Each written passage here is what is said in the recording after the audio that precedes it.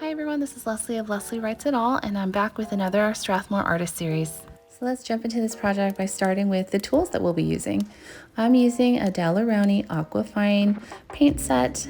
This is the one that I used for this project, but it also comes in a travel size, and I just wanted to show that to you guys. I'll also be using some Strathmore cold press 8x10 watercolor paper. It's ready cut, which means it's perfect for frame. And I'm using Princeton Velvet Touch watercolor paintbrushes in around size 4 and 8. I also recommend keeping an extra pad of watercolor paper around just for practice. And we'll be going over the different parts of this wreath. So I kind of wanted to go with some more frosty looking flowers. So I started with some Payne's Gray mixed in with a little bit of that blue for the center of the flowers, and we're going to try to make the illusion of kind of like a white or kind of a bluish white flower to just paint the center of that flower. And you can see I just use kind of little short strokes around a circle. And now for the petals, I'm going to use a little bit of that Payne's Gray with mostly water, and we're going to touch the inside parts of that flower to get some of that watercolor bleeding.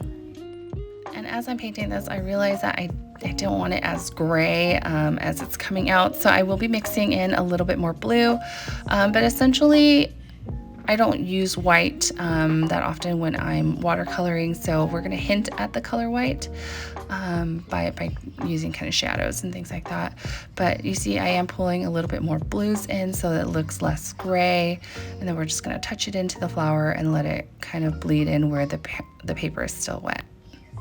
So the important thing about painting flowers is you want to leave some negative space. So you see that there's some spaces that don't have paint in it, and that's going to create this like very fluffy looking texture for that flower. And we're going to practice again. I'll show you how to just touch the center so that it bleeds a little bit and you get some of that color movement into the petals themselves. And like I said, we're going to incorporate a little bit more blue than the gray. And I hope you can see what I mean by leaving some negative space. So I do leave, so it's not like one giant blob for each petal, but you do see some white space where I kind of leave it open so it looks more fluffy and it looks like there's movement in the petals instead of being one just blob of color. Next, I'll be showing you one of the major leaf structures that we'll be using. It's going to have a wintry, like pine needle type look to it. So very easy. Just you want to use the main stem to kind of outline the shape of the that you want, and then you're just going to put these little needles coming out from the main stem like that. And what I like to do is switch up the greens a little bit so that you get some variety. When you're looking at real pine needles, they're not necessarily all one shade of green. You're going to see some darker varieties and some lighter varieties, so I do switch up the colors as I'm painting.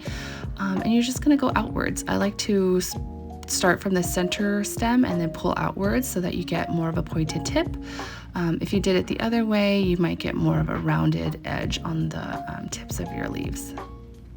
And as you're painting these needles, to get them very fine, these very fine looking leaves, I would just recommend using very little water. The more water you add, the more full your little pine needles are going to look. And now for our other leaf shape that we're going to be using, it's going to look kind of like a winter eucalyptus. I paint in a very loose style, so it's not really that realistic looking, but basically you're going to create a main stem, leaves coming off of it, and then you have a few leaves right in the center of it, kind of to show that it's coming towards you or coming out at you. And then you can add other branches and other leaves as needed to just shape the wreath. Now I'm going to add a few berries. Originally I thought I wanted them kind of a darker red color, but that's why we practice ahead of time. I kind of just like creating the general flower shapes and then the general leaves that I'm going to be using, but also getting a sense of the colors and whether they go well together or not. I originally thought I wanted these as darker berries, but it just seems kind of moody for this piece, so I decided, you'll see in the final piece, that I kept it a little brighter and more pinkish red. But yeah, just this general shape. You're going to create little blobs of kind of rounded little blobs. They're not exactly circles, but yeah, we're going to put little stems coming out of it, and that's just going to hint at little berries or little leaves, and that's just going to add a little pop of color. Okay, so to get started on the real actual piece, you're going to take that ready cut Strathmore paper that's perfect for framing, and you're going to draw a circle. If you have a compass, that'd be a great time to use it to draw an actual real circle. I kind of find whatever shape is, or size circle is best. You can see I use like some tape roll here, and then kind of just adjust it a little bit based on the size of the wreath that I wanted. And you're going to center that to the page. You can see that I'm using a pencil and then just using a kneaded eraser to lightly erase that circle. So I can still see the circle. It'll be hard for you to see it on film, but it's going to guide you when you're creating your wreath.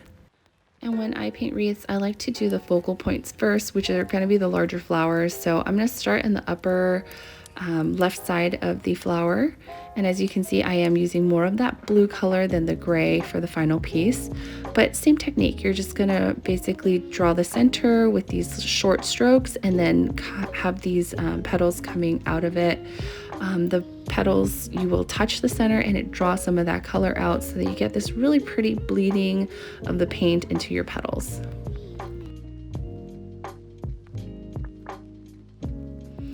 You can plan this out ahead of time, where your flower placements are going to be.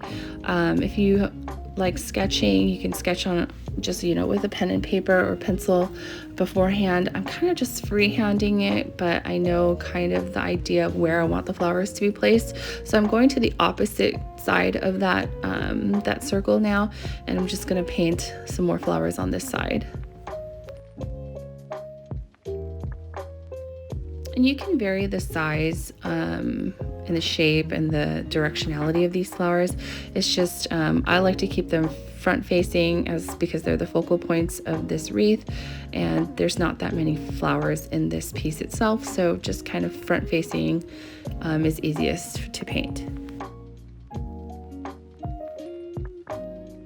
And you can choose to spread out your flowers, but I'm just choosing to do them in clusters. So I'll have a cluster down on this side of the wreath, and then a cluster up where the first flower was painted as well. It's really personal preference. You can space them out, but I kind of like leaving the flowers together so that the leaves are kind of all together as well. And then I'm choosing to make this one slightly smaller, just so I can fit more leaves in as well. And then also give some variety in the shapes and sizes of these flowers.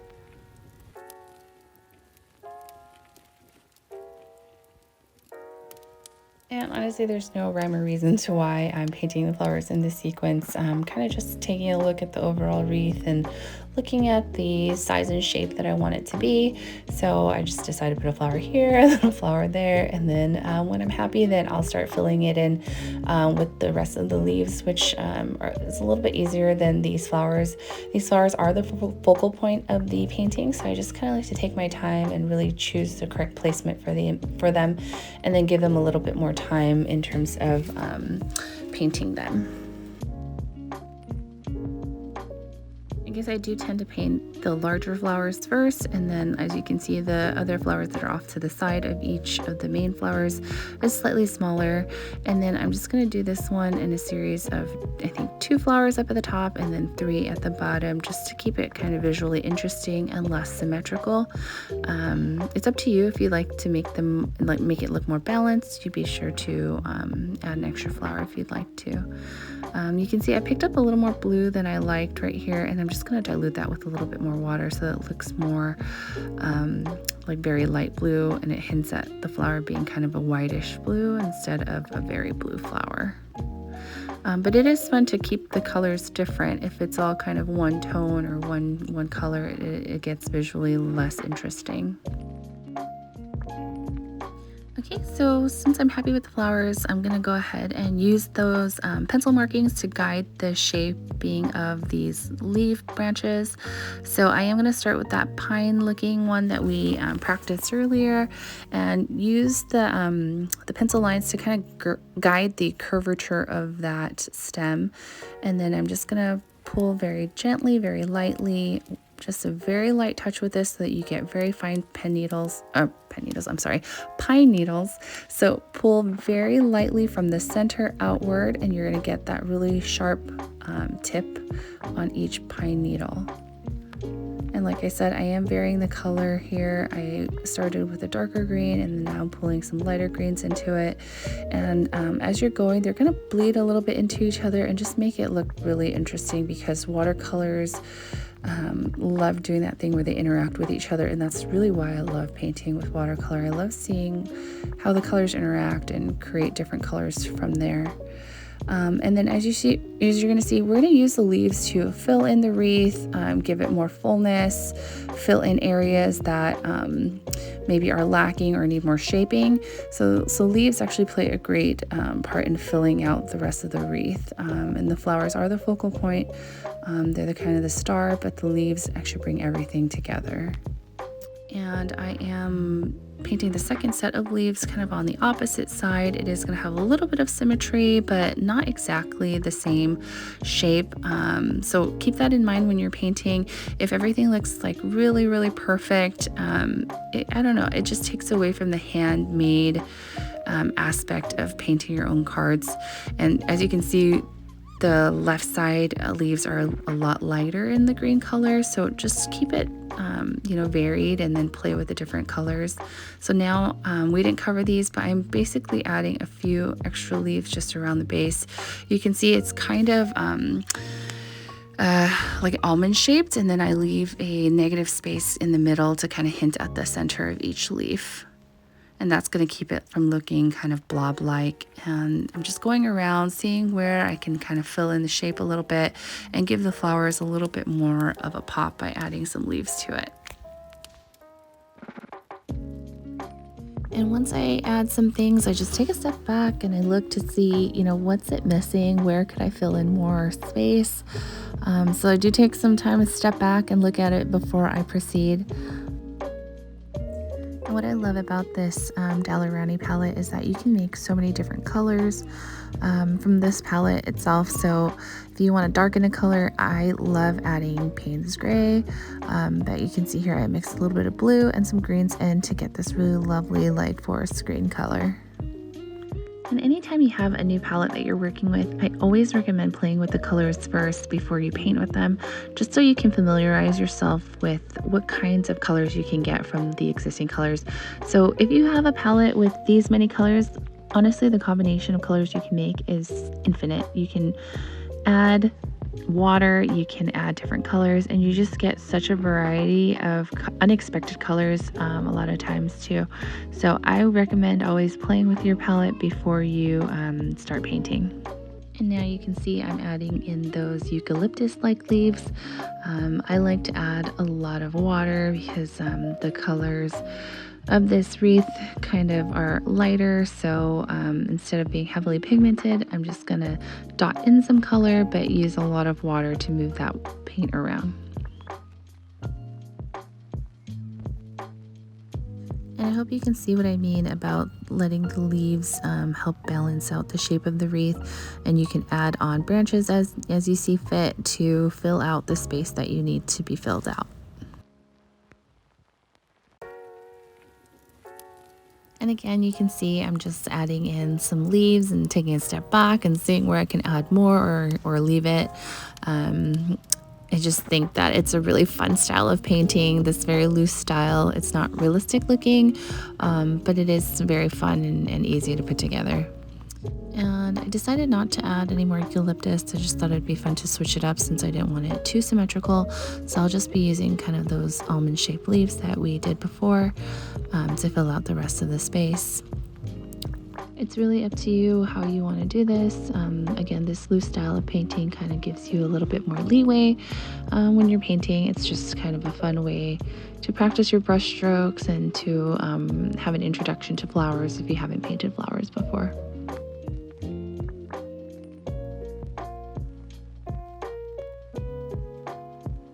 At this point, I'm pretty happy with the general shape and structure of the wreath, and we do want to add a little pop of color, so I'm going to add in the berries now.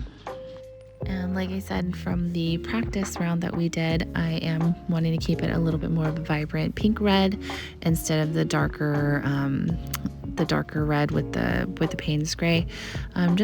I don't know, it just feels more festive this way, for me at least, but feel free to change up the colors however you want for your wreath. And as you can see, I'm just painting them in clusters. You don't have to do clusters of 3. If you want to keep it kind of different, I just do however clusters I feel will fill out that space appropriately.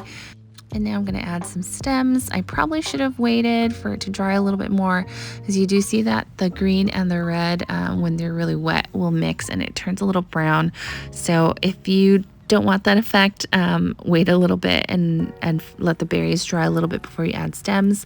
But what I am showing is that you can always add more berries also if you're not happy with the initial placement of those first berries.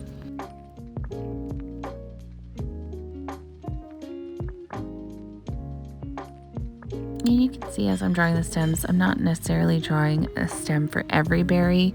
And I also changed up the direction of some of the berries coming off. I do kind of attach it to the wreath to make it look like it's not just floating in space, but I do skip adding some of the stems. And again, just take a step back, look at your overall wreath. Where would you like to add a little bit more color, or where would you think that the berries spatially fit? This is again a very loose style, so really it's up to you and your imagination for how you want to place these. And there's no wrong way to do this. I hope, the most important thing is that you're having fun. I think these holiday paintings, holidays always get me in the mood for painting, but I do love putting personal art pieces as decor around my house during the holidays. So I do love making pieces that I can frame and kind of put in my doorway, or I gift to people just randomly if my friends ask me for some paintings. But wreaths are really easy. You can write the name of a family in the center if you want. That makes a really sweet gift for friends.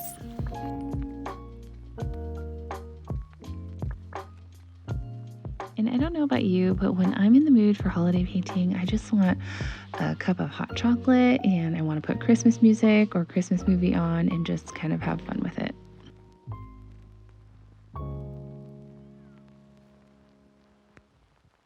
And I mentioned before that this painting would be a really sweet gift for friends or family, but it also makes really great artwork to just put in your home. So I'm just sketching out some of the words that I'm writing in the center of my wreath, but feel free to put any phrase or family name if you want, and it's kind of perfect to leave out. I'm using the same method that I did when tracing the circle of the wreath, basically just kind of outlining and sketching in pencil, and then I'll be using my kneaded eraser just to lighten the markings. So it's still very visible to me as I'm painting, but it's really difficult to see once I lift that pencil off the page.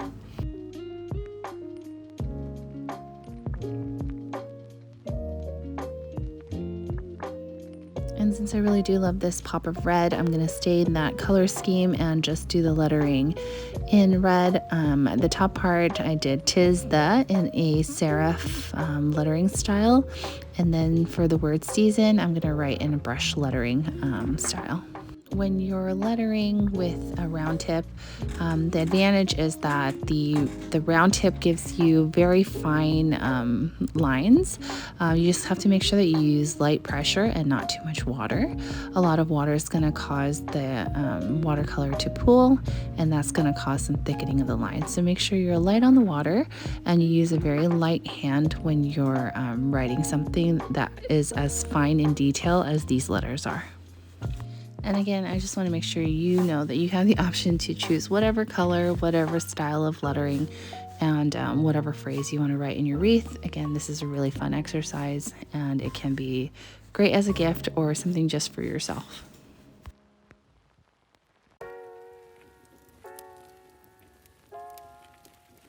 And if you need inspiration for font styles that go well together, you can just Google different types of fonts or go to those free font sites and just take a look and see what style you would like to use. I just wanted to switch it up by doing this style of lettering on the top and then a different style on the bottom.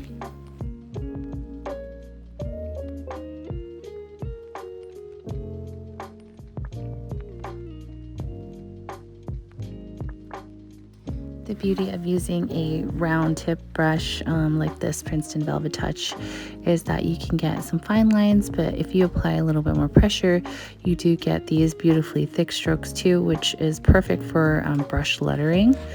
And the basis for brush lettering calligraphy is, just generally when you are going on an upstroke, you see a thin line, and then a downstroke, like the beginning of that O, is a thicker line.